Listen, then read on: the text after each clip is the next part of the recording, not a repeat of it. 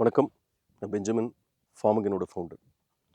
நிறைய பேர் என்கிட்ட ஒரு கேள்வி கேட்குறாங்க. இந்த ஈசி பிஹெச் பேலன்ஸ் இது வந்து பாலியோஸுக்கு மட்டும்தான் அப்ளிகபிளா அப்படின்னு ஒரு கேள்வி நிறைய வரும். இன்ஃபேக்ட் பாலியோஸில் மட்டும்தான் அது உங்களால் பார்க்க முடியும். அப்படி இருந்தாலும் இதோடைய உண்மை என்ன, எங்கே தேவை அப்படிங்கிறத பற்றி நம்ம இப்போ பேசலாம். ஒரு இப்போ நம்ம இருக்கக்கூடிய இடத்த பார்த்தீங்கன்னா, இங்கே இருக்கிற சாயிலோட பிஹெச் வந்து கிட்டத்தட்ட 8.5. அது மாதிரி இங்கே இருக்கிற தண்ணியோட பிஹெச்சும் 8+. அப்படி இருக்கும்போது ஒரு உரத்தை கொடுக்குறோம். இங்கே இருக்கிற பிளான்ட்டால் அந்த உரத்தை எடுக்க முடியுமா அப்படின்னா, டெஃபினட்டாக எஃபிஷியண்ட்டாக எடுக்க முடியாது. எடுக்கும், பட் எஃபிஷியண்ட்டாக எடுக்க முடியாது. ஏன் எடுக்க முடியாதுன்னா, பொதுவாகவே எந்த பிளான்ட்டாக இருந்தாலும் ஒரு மைல்டு அசிடிக் கண்டிஷனில் தான் நியூட்ரிஷன் அப்டேக் வந்து பெட்டராக இருக்கும். அதாவது 7க்கு கீழே. ஒரு சில பிளான்ட் வந்து 5.5 to 6, 6.5 வரைக்கும் எடுக்கும். ஜென்ரலாகவே நீங்கள் வந்து 6 to 7 அந்த ரேஞ்சில் நம்மளால் கொடுக்கக்கூடிய தண்ணியை மெயின்டைன் பண்ணோம் அப்படின்னா, நியூட்ரிஷன் அப்டேக் வந்து பெட்டராக இருக்கும். அப்போ பாலியோஸ் ஓப்பன் ஃபார்ம் அப்படிங்கிறது இல்லை.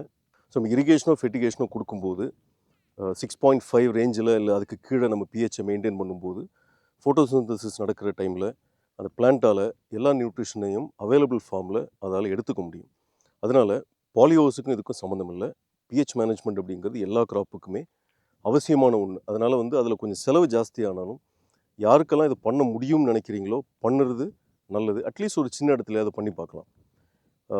அதே மாதிரி இந்த பிஹெச்சை பற்றி பர்டிகுலராக சொல்லணும் அப்படின்னா, நான் ரெக்கமெண்ட் பண்ணுறது வந்து பாஸ்பரிக் ஆசிடை ஜென்ரலாகவே இரிகேஷன் கூட கொடுத்துட்டு நம்ம உர மேலாண்மை பண்ணும்போது பாஸ்பரஸ் பேஸ்ட் உரங்களை குறைச்சிக்கலாம். இதனால் என்ன அட்வான்டேஜ் அப்படின்னா, நிறைய அட்வான்டேஜஸ் இருக்குது. ஒன்று வந்து இரிகேஷன் பண்ணும்போது பிஹெச்சை கரெக்டாக கொண்டு வர முடியுது. ரெண்டாவது, ரெகுலராக பாஸ்பரிக் ஆசிட் நம்ம கொடுத்துட்டு இருந்தோம்னா ட்ரிப் லைன் வந்து அடைக்கிறது ரொம்பவே கம்மியாக இருக்கும். மூணாவது, பிளான்ட்டுக்கு தேவையான பாஸ்பரஸ், இந்த பாஸ்பரிக் ஆசிடில் இருக்கிற பாஸ்பரஸ் வந்து இஸ் மோர் அவைலபிள் ஃபார்ம்.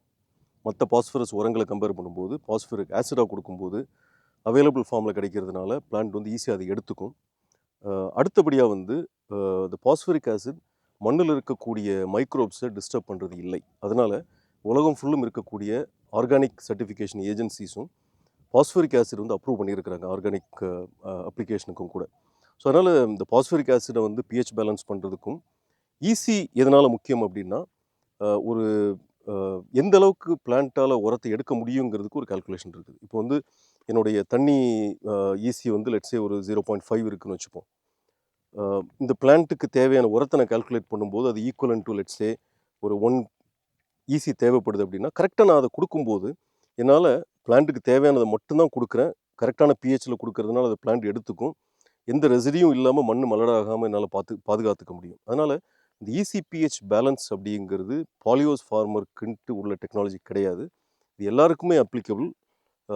பர்டிகுலராக யாரெல்லாம் வந்து கேஷ் கிராப்ஸ், கொஞ்சம் ப்ராஃபிட்டபிள் கிராப்ஸ் பண்ணுறாங்களோ அவங்க வந்து இதை அடாப்ட் பண்ணுறது ரொம்பவே நல்லது.